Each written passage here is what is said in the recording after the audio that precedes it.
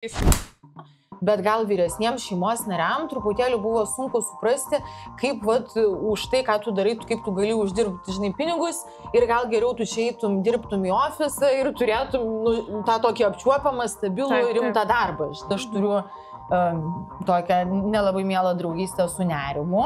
Labai geras posakis yra, kad tai, ką kiti žmonės apie jūs galvoja, yra visiškai ne jūsų reikalas. Tai aš stengiuosi to ir laikyti. Toksai, kad nebijotos galvos truputėlį į debesis pakelti ir svajo drąsiai. Taip, mes čia apkalbėjom tas, kurios matos, kad ir kur nesimatai.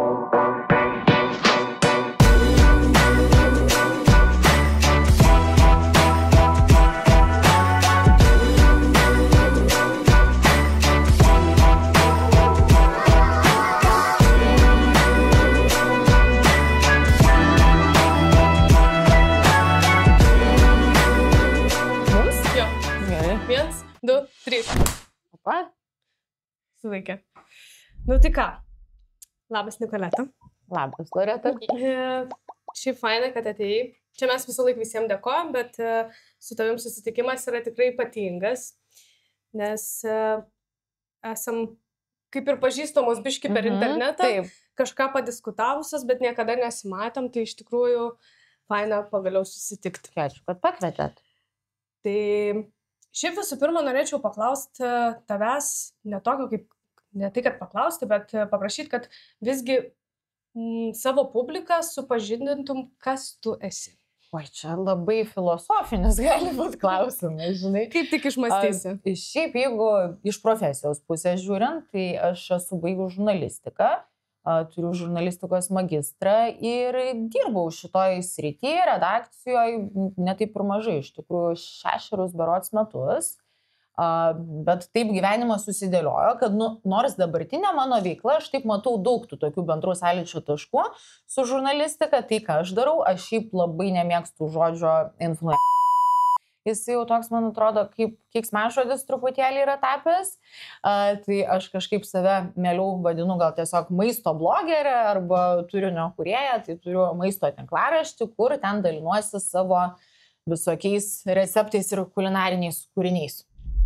O jeigu kaip iš filosofinės pusės, jeigu ir gyvenimo prasmės, tai esu žmogus, moteris, dukra, žmona, draugė. Nežinau. Tai šiaip iš tikrųjų veiklų tu turi, kaip suprantu, labai daug, ne? Yra. Mes šiandien darom tokią tikrai įdomią tatuiruotę ir dažniausiai šitą klausimą paliekam pabaigai, bet aš šį kartą jį noriu kelti į priekį. Tai apie ką yra šita tatuiruotė ir apskritai, matau, kad turi jų daug, tai vat apie ką yra istorija šitos ir po to galėsim pereiti per kitas. Aš šiaip gal nesu tas žmogus, kurių kiekviena tatuiruotė pas mane būtinai turi turėti kažkokią labai rimtą gyvenimišką reikšmę. Yra tokių, kur, pirmiausia, tai dėl to, kad man buvo gražus piešinys, taip jis ir atsirado, bet yra kai kurios ir galima interpretuoti ir su reikšme. Tai pavyzdžiui, šita mano pati pirmoji pelėda, aš ją dariausi berods, gal man 20 kažkas tokio buvo. Pati pirma tatuiruotė, tai čia yra... Čia prieš 2 metus. Ne, čia man 31, dėja. Jeigu palenksiu galvą, žilį matysis. Nesimato. Tai va, tai šita iš tikrųjų pelėda, jinai yra išminties simbolis ir aš ją dėl to ir dariausi ant kairės rankos, kur yra širdies pusėj, kad truputėlį daugiau išminties turėti over emotion. Jeigu apie tas, kur su rimtesnė reikšme, tai va šita yra mano vestuvinis žiedas ant piršto, su vyru vienodas. Turim, pasiimti tokia tik kad storesnė truputėlį ant vyriškos rankos. Irgi su taškiukais? Jo, bet pasibiški tokia, sakau, jau jo didelė tokia lapą yra vyriška, tai jisai turi tokią stambesnę truputį. Tai mes kažkaip taip sugalvojom per vestuvės, kad pasidaryt būtent išsitatuiruotą, auksinių net nepirkom. Irgi su ta mintim, kad čia toks, kur nenusiimsi, žinai. Ir biškiai didesnė atsakomybė. Taip. Taip, ir paskui pas mus taip atsirado ekspromtu, mes pirmą savo vestuvių metinę šventėm Budapešte, ten labai daug yra tatų studijų. Ir mes kažkaip vaikščiom po tą miestą ir taip abudu susižvalgiam net be žodžių, sakom, gal įsiamžinam, kad jau pradėjom per tas vestuvės, darėmės tatuiruotės vienodas, tai sakom, gal reikia įsiamžinti ir tas pirmas metinės. Tai per pirmas, čia šitą, nežinau, ar matosi, čia yra tokia... Saulytės. Taip, nes mes prie jūros susipažinom per festivalį, tai čia kaip ir tos pažinties įamžinimas. Ir jau paskui galvojom, reikia tas tradicijas ir tęsti, kadangi abudu esam šunininkai. Tai čia turim 2 šunis, kuriuos labai mylim, tai čia jau yra pas mus 2 metinių tatuiruotė irgi vienodas pasidarėm, tai taip sakėm, jeigu tęsim visą gyvenimą, tai paskui labai jau mažai tos vietos, bet tatuiruočių liks. Tai bus pilnos rankos, pilnos kojos. Nėra blogai. Man gražu. O jeigu grįžtant prie šitos, ką mes dabar darom? Šita tai čia mergaitė yra su debesiu vietoj galvos, tai kažkaip čia aišku galima interpretuoti dvejopai ir aš manau, kad aš pati interpretuosiu dvejopai gyvenime, tai jeigu iš pozityviosios pusės, tai čia toksai, kad nebijotos galvos truputėlį debesis pakelti ir svajot drąsiai ir neleist kitą kartą į realybėj tavęs tai prie žemės prilipint ar ne ir siekti savo svajonių, bet iš kitos pusės, tai kitą kartą gal ir apie mental health dalykus truputėlį man gali jinai turėti reikšmės, nes šiaip aš esu kalbėjus ir viešai šiek tiek apie tai, kad aš turiu tokią nelabai mielą draugystę su nerimu. Tai kad irgi kartais toj galvoj būna momentų gyvenime, kai būna ir debesuotas su pragiedruliais. Bet čia gal irgi gali būti priminimas savo, kad neina gyvenimas viena tiesia linija ir kad jeigu būna blogesni etapai, tai vis tiek tie pragiedruliai bus. Kažkada reikia taip nustatyti. Bet panašu, kai iš tatuiruotės, kad jinai tokia mergaitė nebijanti kištis tos galvos į debesis. Tai čia pas mane, pavyzdžiui, irgi šitą čia atrodo kaip 2 tatuiruotės, bet čia yra iš tikrųjų viena ir čia yra Dievo rankos, kurios tave gaudo, kad ir iš kaip tu aukštai bekristum. Jo, ir dar šį fainai, nes su judesiu jos susiliečia. Taip, šokinėja. Šokinėja. Tai šį fainai, nes tokių dažnai būna, kad žmonės mažyčių tų tatuiruočių prisidaro ir jos būna tokie spurgiukai, kurie dažnai neturi kažkokios reikšmės arba tą reikšmę turi nelabai faina, bet čia, kaip suprantu, pas tave tokia gili reikšmė. Taip, mes čia apkalbėjom tas, kurios matos, bet dar kur nesimato. Tai ar mes sulauksim, kad tu nusirengtum? Pamatysim iki laidos pabaigos. Tai pradėjai šnekėti apie kontentų kūrėjai, vardinai save taip. Tai tau tas kontentas iš esmės yra ar daugiau apie maistą ir tai yra maistas labiau sukurti kontentui, ar tai turi kažkokią tai kitokią paskirtį? Ne, tai turbūt ta paskirtis tokia pirminė, kaip tu ir vardinai, kad man labai visą gyvenimą patiko gamint, visiškai nuo visiškos vaikystės absoliučios tas maisto gaminimas pas mane buvo. Aš užaugau savo tėvų restorano virtuvėje, kai aš buvau vaikas, jie turėjo restoraną ir aš realiai tą vaikystę, tokią mažąją vaikystę praleidau virtuvėje ir matyt, į pasąmonę nugulė kažkur tą meilę maistui ir aš pati neprisimenu šito epizodo, bet man, pavyzdžiui, mama sakius yra pasakojus, kad ar ten 5 ar 6 metai berods man buvo ir jinai iš darbo, iš restorano prinešė po kažkokio renginio nuo jūros šukučių tokias gražias kriauklės, ten atseit gal bus kokia ten šventė, papuoš stalą ir taip toliau. Ir sakė, kad aš to amžiaus dariau salotas ir jas jau man tada buvo svarbu pleitint gražiai, tai aš šitas kriauklės ten tas salotas serviravau.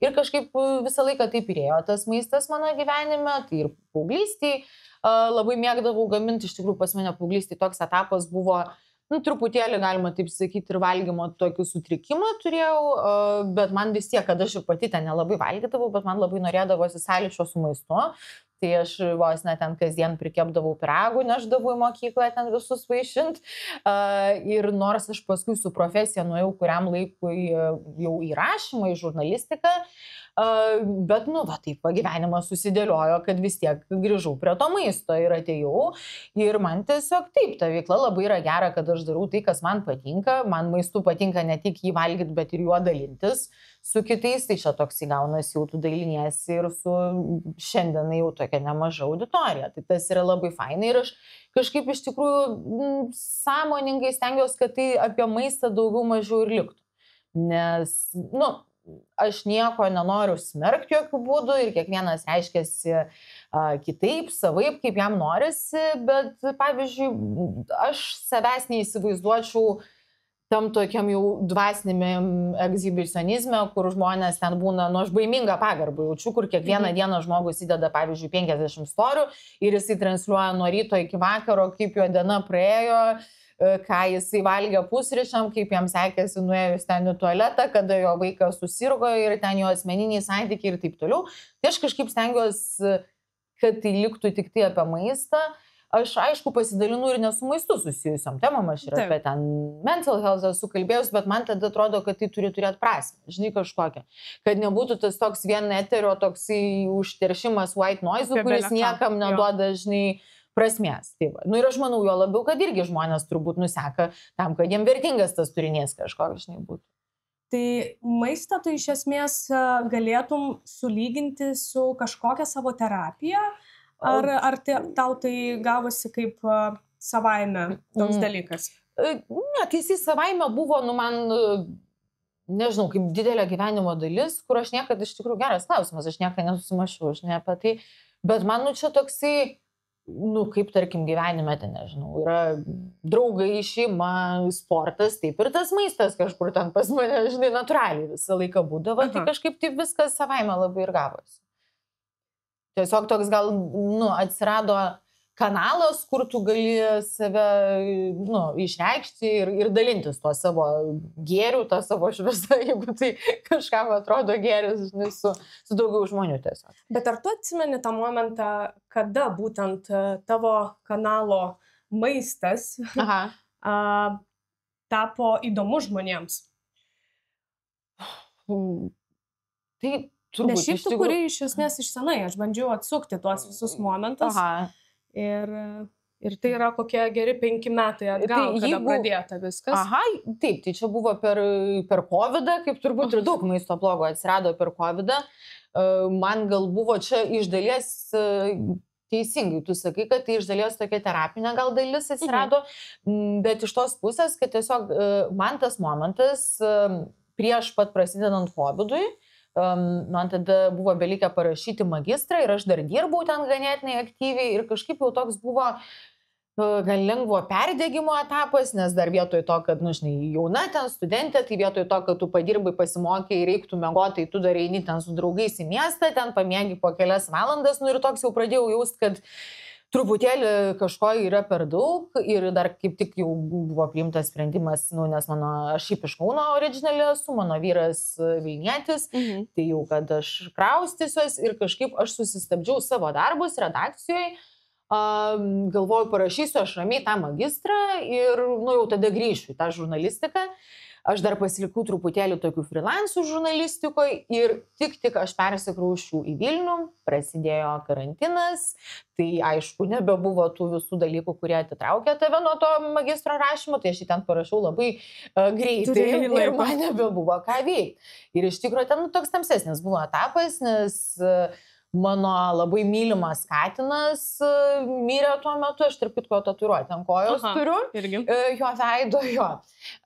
Ir kažkaip tik atvažiavus jisai mirė, tada dar gavosi, kad prasidėjo karantinas, ten tie mano visi tokie, reklaminiai copywritinimai, irgi niekam niekas neaišku, visi atsisako, tas magistrinis parašytas, dar irgi savaitės skirtumų dar ir šuniui mūsų, kuris išgyveno, bet jam rado auglį nuo katino mirties, ten žodžiu, ten labai toksai irgi su tais darbais neaišku, atvažiavai į naują miestą, tiesiog sėdi namie, visas čia pasaulis panikoj ir aš save pagavau ant tokio labai baisaus jausmo, nes aš buvau nuo jaunystės, pripratus, kad kažką veiki, kažką darai, o čia jokio atrodo skirtumo, ar tu atsikelsi ten 7 ryto, ar tu 2 dienos. Ir toks atrodo neturi kur savęs padėti, niekam tu nereikalingas ir ir ta veikla tokia atsirado, kad, įprasmint kažkaip tą savo dieną, kažką bent jau nuveikti. Ir paskui jisai pradėjo žmonėm darytis įdomu, ta auditorija su laiku augo ir tiesiog tapo jau dabar tokį kaip ir full-time darbą, pilno etatų. Tai šiaip kažkaip manau, kad galėtumėm biškį vardinti, kad tau maistas ir tas maisto bloginimas padėjo tuo metiniai tavo emocijos būklėje, ne? Taip.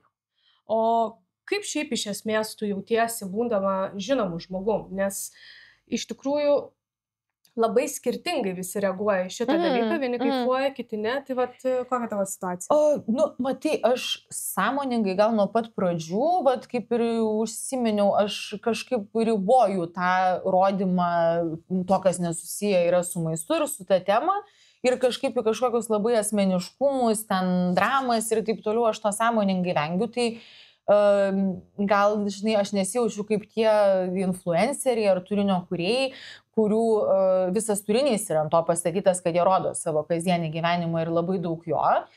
Tai kažkaip nepasakyčiau, kad čia mane labai užslėgtų tas. Bet aišku, yra tokių momentėlių, kad ten, tarkim, tu ateini, nežinau, su draugų kompanija ar su vyru vakarieniauti į restoraną ir tu matai, kad žmonės prie kito staliuko tave pažino.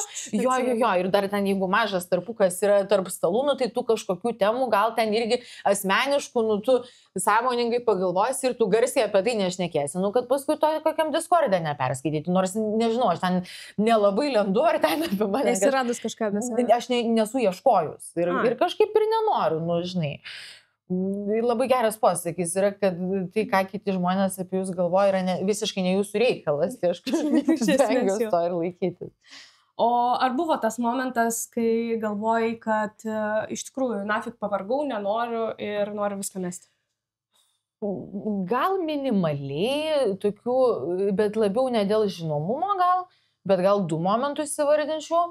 Tai vienas tokių trumpų užsiknisimų gal būna, kai, sakykim, nes, iš tikrųjų, čia irgi gal kas nesusiduria, tai atrodo visai kitaip ir aš tą visiškai suprantu, bet iš tikrųjų, kad padaryti ypatingai maisto turinį su gaminimu, kad tą minutės trukmės rilsą padaryti, tai tas gali tau užtrukti ir visą darbo dieną ir būna, kai tu įdedi labai daug pastangų, širdies, įdedi ir, sakykime, jisai nesulaukia to feedbacko, tokio, kokio tu tikėjasi, arba ten irgi būna, čia šiaip nepasakyčiau, kad dažnai, bet ten žmonės, kokių ten, žinai, piktesnį kokį ten dalyką parašo, ar ten kažkaip, tai tu, va tada gal būna tų tokių, kur pagalvoji, nafik čia man reikia, žinai. Bet aš manau iš viso, čia reikia truputėlį dirbti ir su savim, kad tave, žinai, per daug šitie dalykai neveiktų, nes visą laiką toks atsiranda, kur tu jau tas apetitas gal bevalgant užauga, ne, ir tu pradedi lyginti ten, oi, čia, žinai, praeitą savaitę įkėliau ten video, jisai surinko ten 5000 laikų, o va šitas įkėliau ir šitas ten, žinai, vos ten 200, sakykime, ir tu jau pradedi ten save kaltinti, ieškoti, ko prie savęs ten prisikabinti, žinai. Bet ar kabinėsi prie savęs? Kažkiek, bet tikiuosi, kad proto ribose. Šiaip turiu aš to perfekcionizmo, bet stengiuosi, kad jis man gyvenimo smarkiai negadintų. Tai čia gal toks pirmas, žinai, momentas yra. O antras, tai gal irgi tas žmonių požiūris, žinai, kaip ir sakau, tas yra žodis influenceris, žinai, toks kaip keiksmažodis, bet aš irgi tą puikiai suprantu. Ypatingai gal tarp vyresnės kartos žmonių, nes, aš tas socialinės medijas, aš matau kaip tokį patį kanalą, kaip, sakykime, ten televizija, kaip radijas, kaip ta pati spauda. Tik tai čia gal vienintelis yra skirtumas ir toks labai didelis, kad, sakykime, čia, jeigu ten televizijoje ar redakcijoje yra kažkoks redaktorius, kažkokia, nors mini filtras ar cenzūra, tai socialiniuose tinkluose, tai kiekvienas su telefonu ir su internetu gali tą savo tokį bokštelį, nuo kurio jisai kalba, turėti. Ir, klausimas, aišku, vienas ten surenka daugiau ateinančių pasiklausyti, ką jisai kalba, kitas mažiau, bet ten yra labai marga tokia auditorija ir ten yra jau visiškai ten, nepabijokim to žodžio, ne marginalai, kur ten laivus daro, aš gal, žinai, nesiplėsiu. Su tokia šiukšlių tema. Taip, arba ten, žinai, puspročiai, kurie ten irgi, nepabijokim to žodžio, kur ten susilaižina su kažkuo ir per laivą eina ten degalinės darbuotojo moterį užpuola ir apgrabinėja. Bet, net ir be tų tokių, kraštutinių atvejų, irgi yra, tikrai ir daug tos tuštybės, ir tų tokių labai susireikšminusių žmonių. Ir tada, kai visi, tarkim, yra po to vienu skėčiu, kur yra žodis influenceris, tai natūraliai tu tą kryželį, žinai, tenka nešti ir tikrai, sakyčiau, adekvatiems, žinai, žmonėm, kur tiesiog pasakai, kad va, čia influenceris ir iš karto tu ten tarsi kai kurių akise jo. Tai gal ir šitas kažkiek būna, bet, žinai, kita vertus aš nematau gal to reikalo dabar kažką, žinai, kažkam teisintis ar kažką įrodinėt. Nu, tai kiekvienas turi teisę, žinai, tą nuomonę turėjo tokią, kokią jis turi ir valioko turi. Ir valioko turi, iš tikrųjų. O kaip dažnai kažkokius tavo veiksmus socialinėse medijose koreguoja, gal galėčiau pasakyti. Tu apie tavo auditoriją turi? Ne, ar tavo artima aplinka? Anei kaip. Anei kaip, visiškai. Ne. Tai žodžiu, vyras žodžio neturi. Ne, tai kad turi, bet jisai mano toks gal didžiausias, žinai, palaikytojas yra ir padrasintojas. Gal, žinai, pradžioj biški buvo pačioj pradžioj, ten, sakykime, gal, nors irgi ten nebuvo kažkokio atkalbinėjimo, bet gal vyresniems šeimos nariam truputėlį buvo sunku suprasti, kaip vat, už tai, ką tu darai, kaip tu gali uždirbti, žinai, pinigus ir gal geriau tu čia eitum, dirbtum į ofisą ir turėtum tą tokį apčiuopamą, stabilų ir rimtą darbą, žinai. Taip. Tai gal šitas momentas, bet kad kažkas mane ten moralizuotų ir kažką, tai ne. Nes šiaip bandau privesti prie to, kad dažnai tėvai mus bando įstumti, žinai, kad mes dabar jau gavom diplomus, nes situaciją aš turiu pakankamai vienodą. Tai turi diplomą, turi normalų darbą, gali dirbti ofise ir būti normalus žmogus su socialiniam galimybėm, o tu dabar eini skerečiotis, nu čia toks skerečiotis kabutėse, žinai, prieš tą kamerą ir bandyti kažką įrodyti. Tai toks, nu, vat... Nu, pas mane šiaip pakankamai yra tokia šiuolaikiška šeima ir pakankamai už ką labai dėkinga su... ir tėvam, ir, pavyzdžiui, ir seneliam ypatingai pas mane tokie visi yra liberalūs ir, nu, kažkaip esu dėkinga, taip pasakyčiau, už tai, kad man leido mokytis, žinai, iš savo kitą kartą ir klaidų pačiai per tą tokį pažinimą savo kelią atrastą, ne kad kažką, kad ten jau stumt labai kažkokį kelią ir, nu, kitas dalykas, kad šiaip aš esu ožka ir nelabai tu mane jau ten pastumdysi. Ne visada tai gal yra blogai. Nu, tai, pavyzdžiui, žinai, su paauglystė tas pats, kad buvo vienintelis dalykas, ko neleido tėvai, mama, tai Auskaro liežuvį. Ne, tatuiruotė svarbiausia, sakė, viskas, okei, darykis, bet Auskaro liežuvį, nu, tai vis tiek radom su draugiam, kur gal 15 metų buvo pravėrę, nu, tai panešiom porą metų, nu, ir išsivėriau aš tą Auskarą, bet, nu, vis tiek neleido, žinai, ir pasidaryti. Bet tada toks iš principo pasidarysiu. Net ne iš principo, bet gal, nu, tiesiog, nu, noriu čia mano, žinai, gyvenimas ir darausi, ką jūs čia man aiškinate. Jo, apie Auskarą liežuvį aš turiu istoriją, kad aš savo Auskarą liežuvį turiu nuo 11 klasės. Taip, bet turi iki dabar? Turiu iki dabar ir aš jį prasivėriau pati. Oho, drąsu. Jo, tai atsimenu, kaip mama klykia pamačius, nu, bet, sorry, mamytė, aš dar iki šiol jų turiu. Nu, matai, pas mane mama pasirodo buvo teisi, kad nereikėjo, žinai, nes tik... O aš iš principo nešiau. Tai dar kokį, vat, norėjau pakelti klausimą apie tą palaikymą, ne? Aha. Tai... tikrai bendrauji su, nes, nu, influencerių ratas tai yra toks ganėtinai siauras, nu, kaip dabar jau jis didėja, bet iš esmės tai yra profesija, galėtumėm jau pavadinti tai profesija. Nu, tai aš manau, lygiai taip pat, kaip, žinai, kaip vat ir kalbėjom, tatuirovčikai irgi. Nu, ar ten televizijoje toj pačioj, ten, žinai, kažkoks šaumenas, tai tu čia irgi tam tikrą prasme šaumenas visi. Tai kaip apskritai, ar influenceriai vieni kitus palaiko, nes, nu, kažkaip čia irgi visokių būna atgarsių. Manau, mes girdim ir per filmavimus. Kaip ir turbūt kiekvienoje srityje, turbūt jeigu aš tavęs to paties paklausčiau, kaip yra su tatuiruočių meistrais, tai tu turbūt man irgi, aš taip įtariu, pasakytum, kad yra labai draugiškų žmonių, bet yra ir tokių, kur ten kažkoks ten nesveikas požiūris į konkurenciją, ten, sakykime, ar net ten intrigų darimas, tai aš manau, čia yra nu, tas pats. Yra ir žiauriai fainų žmonių ir iš tikrųjų ta mano veikla ir labai daug fainų pažinčių, tiek su maisto blogeriais, tiek ne tik su maisto blogeriais, bet apskritai, kaip aš vadinu, Instagramo žmonės, tai jie tų pažinčių atnešia. Bet yra ir tokių atvejų, kur tu, nu, tarkim, susitinki žmogų renginį ir tu matai, kad jis žiauriai piktai ten žiūri, kad atrodo, kad tu kažkam būtum blogo padaręs, kur iš tikrųjų, nu, tu net jokio kontakto ten realaus neturėjai. Tai manau, kad kaip ir visur. Bet šiaip ar buvo kažkoks momentas, kur tu būtum pasigailėjus, žinai, kad turi kažkokių viešų draugysčių ar draugysčių internete? Nelabai, žinau, kad, nu, vėlgi, matai, mano, sakau, pas mane nėra gyvenimo būdo tas toksai ta tema, Tai kažkaip pas mane gal ir kažkokia ten konfliktėlį į viešumą, jeigu jų ir atsiranda, nors šiaip aš nelabai jų ir turiu, bet... Kuris labiausiai įsimintinas konfliktėlis tavo buvo? Nežinau, ar aš tau...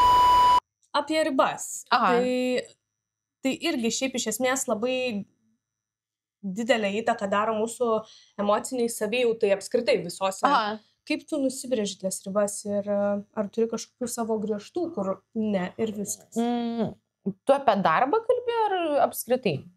Galim ir tą paliesti šiaip. Šiaip apskritai aš labai stengiuosi išmokti vieną dalyką, kad nežadėti, nepasižadėti nieko arba nesutikti su kažkuo, kur aš viduj savo iki galo nesutinku. Ir čia gali būti ir labai nuo kažkokių minimalių dalykų, ten tarkim, tu ateini į parduotuvę, ten kosmetikos rinktis pudros. Ir, žinai, tu užsitepi ir tu matai, kad jinai tau per tamsi kažkokią oranžinę, bet tu, kaip būna iš mandagumo, iš noro ten žmonėm įtikti. Tave ten įkalbinėja konsultantė, kad oi, kaip jums čia gerai. Ir tu nusipirki ir paskui, kai Trumpas visą oranžinę, žinai, vaikštai. Taigi čia gali būti nuo tokių menkų dalykų iki kažkokių ir labai rimtų ir gyvenimą keičiančių sprendimų. Tai aš stengiuosi kažkaip nežadėti ir nesutikti su tuo, kur aš nepatogiai. Iki galo jaučiuosi, čia aš dar to mokaus, nes turiu aš daug to noro, kad visiems aplinkui mane būtų patogu ir gera. Ir aš manau, kad tas ir tiek asmeniam gyvenime, tiek ir darbiniai toj srity yra, kur, tarkim, ne iki galo tau ten, nors šiaip aš visą laiką stengiuosi tik tai tuos ten prekės ženklus ar produktus rodyti ir reklamuoti, kur man jie patinka ir kuriais aš tikiu, ir tiek pačių produktų, ir tiek ten filosofija, bet kažkaip irgi būna ten, tarkim, klientas ten išsiunčia kažkokius savo reikalavimus, kur ten tiek ir tiek turi ten pasirodyti tokioj ir sekundėje ir ilso jau ten produktas, ar dar kažkas. Ir kažkaip tada tu stengiasi, jau dabar, jau aš drąsiau jaučiuosi, kad tavęs išklausys ir ta prasme, kad gal tu ateisi į kompromisą ir tu pasiūlysi tas sąlygas, kurios yra tau patogios. Ir kai aš pirmus kartus perlipau per šitą savo tokį vidinį barjerą, kad kaip čia dabar aš savo taisyklės diktuosiu, žinai, ir taip ir paprašysiu, ir žinai, tu žiūri, kad ir sutinka, ir tu ateini į tą susitarimą, ir tada toksai padrasinimas, kad dažniau tą daryti. Tai aš manau, kad tai yra labai svarbu. Bet jeigu kalbant apie kažkokias ribas, ko aš ten niekad neperžengčiau, jeigu čia gal apie tai klausimas, žinai, labiau buvo, ko aš niekad neperžengčiau ir niekad nedaryčiau, tai, man labai svetimai yra tas triusikų skalbimasis viešai, kaip daro kai kurie žmonės. Jeigu jiem gerai, tai viskas okei, bet iš pagarbos savo, ten, nežinau, savo pasirinkimams, savo aplinkai, ten man, pavyzdžiui, nesuvokiama kaip kažkokie porų pykčiai yra sprendžiami, žiūrint visai auditorijai, ten kitą kartą ir 100 tūkstantiniai. Visi moka kokybišką kontentą pateikti. Ne, bet aš manau, kad yra kas ant to ir gal ir sąmoningai renkasi tas peržiūras. Bet, čia yra ne mano. Ten paskui net nežinau, kažkokių labai nuogos nuotraukų irgi, ne mano. Tai yra, man gal gražu yra kuri riba yra labai nuoga? Čia irgi priklauso nuo kiekvienos nuotraukos, žinai, gali būti apsinuoginusios visiškai nuogos, ten, žinai, kažkaip šešėliai sužaista ir mažiau matosi, negu ten kitą kartą su kažkokiu sportinė apranga, kuri super aptempta. Bet šiaip, man tas toksai kūno rodymas irgi čia yra ne mano. Man gal gražu pažiūrėti, kai tai yra meniškai skoningai pateikta, bet čia irgi, ten, sakyčiau, ne mano yra. Tai tu kažkada buvai pakėlusi temą Instagrame, kad mes niekada nebūsime draugai, jeigu. Ir ten tikrai išvardinai daug dalykų ir aš manau, mūsų auditorija jų ne viso labo. Bet tu ten labai plačiai juos ta prasme apibūdinai. Tai tie labai šiaip iš tikrųjų gražūs dalykai buvo ir aš norėčiau, kad tu juos biški mūsų auditorijai pakartotum tam, kad gal žmonės biški ir pas mus pasipurtus? Vargu, ar aš, žinok, visus dabar taip imsiu ir prisiminsiu, bet tikrai, ką atsimenu, kad tikrai negalėčiau būti draugai su žmogum, kuris nemyli gyvūnų arba kažkaip ten, nežinau, gyvūnų skriaudžia. Man net, pavyzdžiui, jau aš taip labai kreivai pasižiūriu į žmogų, kuriam nepatinka, kad su manim mano ten šunis miega vienoj lovoj, kurie ten raukosi dėl to, arba kad pas mus būna šuo ir prie stalo atsisėda ant kėdės, abudu, kaip pilnateisiai šeimos nariai. Bet šiaip, ta prasme, jau jeigu žmogus gyvūną leidžia savo skriausti, mušti, tai man čia jau, o Jėzus Marija, man čia yra visiškas blokas ir aš tokiam žmogui ten nei pagarbos, nei kažkokių gerų emocijų nejaučiu. Tada, kas ten dar buvo, gal apie tai, kad, aš pati esu toksai žmogus, kur jau jeigu, nepasakyčiau, kad aš super daug draugų turiu, bet pas mane daugybė draugyšių, daugelis draugyšių jos skaičiuoja ten ir po 10, ir po 15 metų, kur tikrai esam visą tą laiką labai ten geros draugės. Tai jau jeigu man žmogus yra draugas, tai aš dėl jo esu pagatava praktiškai viską padaryti. Kaip kažkada, žinai, juokavom su viena draugė, kad jeigu skambintų, sakytų, užmušiau žmogų, tai, žinai, sakytum, tu tik nieko neliesk, aš to atvažiuoju su balikliu ir su pirštinėm. Tai, kas tavo irgi pasiimsi. Jo. Tai va, ir man, pavyzdžiui, nepatinka žmonės, kurie, kai jiems kažko iš tavęs reikia, tai jie pagatavi ten tau per gerklę ištraukto, kai tu kažko nors minimaliai paprašai, tai kas jiem gal čiut nepatogu yra, tai jau jie tada kažkaip tai patatups traukės. Irgi, kas man labai svarbu ir kur man visiškas tas red flagas vadinamas yra, jeigu žmogus kažkaip nepagarbiai, nemandagiai elgiasi su aptarnaujančiu personalu, ar ypatingai šiaip su žmonėm. Ir, šiaip susireikšminčių žmonių labai nemėgstu. O, tarkim, ar tu reaguoji kažkaip, jeigu tavo kažkoks, prie bendro stalo sėdintis žmogus kažkaip negražiai sureaguoja į aptarnaujantį personalą? Tarkim, šiuo atveju padavėją, ne? Taip. Ar tu sudrausmini, ar tu nebijai pasakyti? Ne, man tada aš labai, yra tas žodis, feral pasidarau. Šiaip į tokiuose situacijose, kur yra tikrai kažkas, kas man labai jau yra riba, mano toks jau trigeris, tai aš tikrai tada jau nepabijau pasakyti. Jeigu matau kažkokią neteisybę, sakykim. Tai būtent apie mūsų pokalbį. Ką tu galvoji, kokią žinutę turėtų išsinešti klausytojai, tiek tavo, tiek mano auditorija, nes manau, tiek tavo, tiek mūsų auditorija, nes manau, tikrai klausys ir bus įdomu, nes toks nebuvo apie kotletus ir kugelį. Aš labai ir bijojau, nes būna iš tikrųjų čia be niekieno, į niekieno daržą akmens, bet būna, kur, sakykime, ten interviu ar kažkas, žinai, vieną apie tą maistą ir, man kažkaip fainai kitą kartą ir pakalbėti apie kažkokius vidinius dalykus. Iš toliau truputėlį, Tai labai ačiū tau už fainus klausimus. Nėra už ką, aš turiu komandą. Ačiū komandai. Ačiū komandai. Tai kokią žinutę norėtum, kad žmonės išsineštų?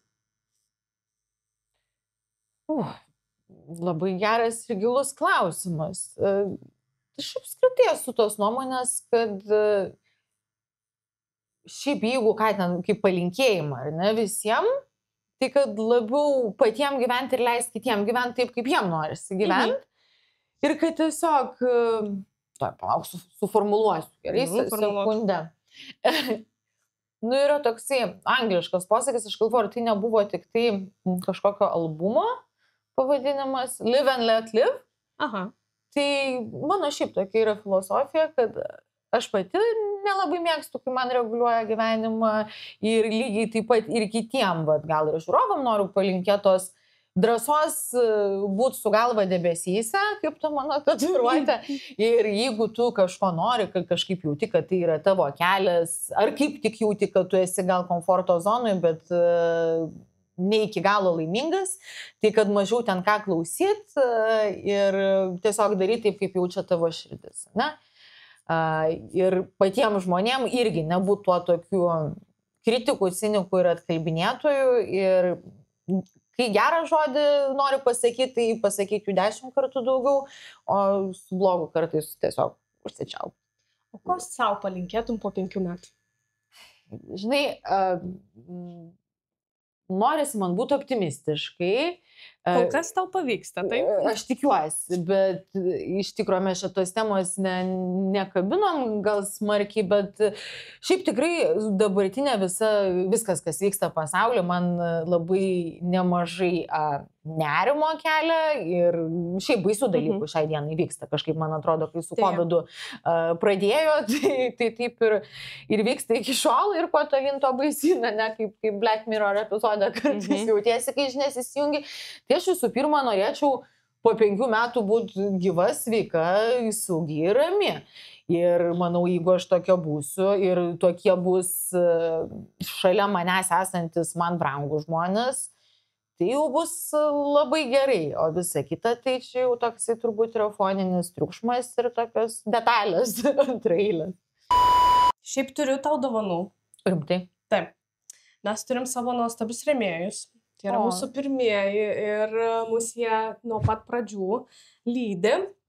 Čia aš tau biškai Parodyk tu man tą grožį dar. Jo, tai mūsų rėmėjai yra Baltic Body Art. Tai yra tattoo supply shopas, kuris padės tau susigydyti šią tatuiruotę. Ir jie turi klausimą, kaip pasiruoši tatuiruotį ir kaip ją prižiūri po.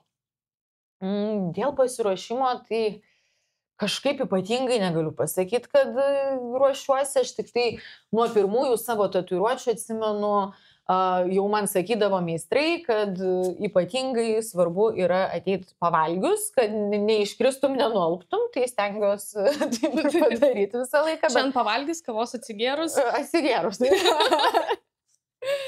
Tai va.